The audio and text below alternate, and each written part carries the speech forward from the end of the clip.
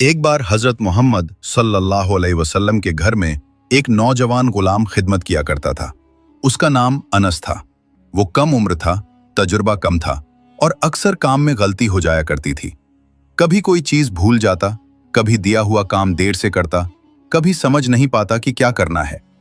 उस दौर में गुलामों के साथ सख्ती आम बात थी।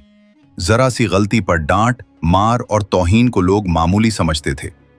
अनस के दिल में भी एक डर रहता था कि न जाने आज कौन सी गलती हो जाए और सख्त बात सुननी पड़े। मगर जो कुछ उसने हजरत मोहम्मद सल्लल्लाहु अलैहि वसल्लम के साथ देखा, वो दुनिया के हर उसूल से अलग था।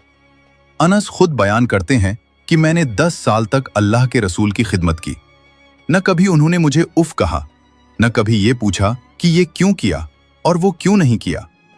अगर कोई काम मुझसे हो जाता तो वो खामोशी से देख लेते, और अगर नहीं होता तो भी मुझे शर्मिंदा नहीं करते। एक दिन अनस को बाहर किसी काम के लिए भेजा गया। रास्ते में बच्चे खेलते हुए मिल गए और वो उनके साथ खेल में लग गया। समय बीत गया और वो काम भूल गया। जब उसे याद आया तो दिल घबरा गया कि अब देर हो चुकी है। डरते डरते वो वापस लौटा। उसने सोचा आज जरूर डांट पड़ेगी।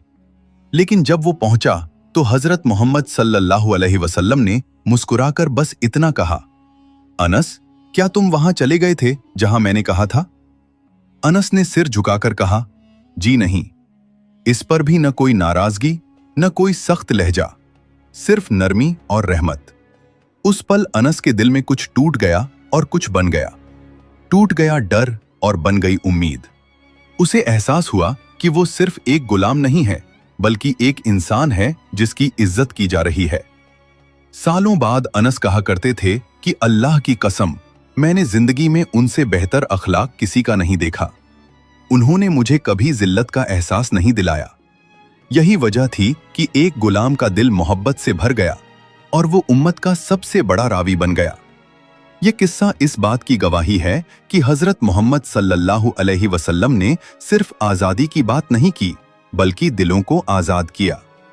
उन्होंने एक गुलाम को भरोसा दिया और वही भरोसा उसकी जिंदगी की सबसे बड़ी दौलत बन गया।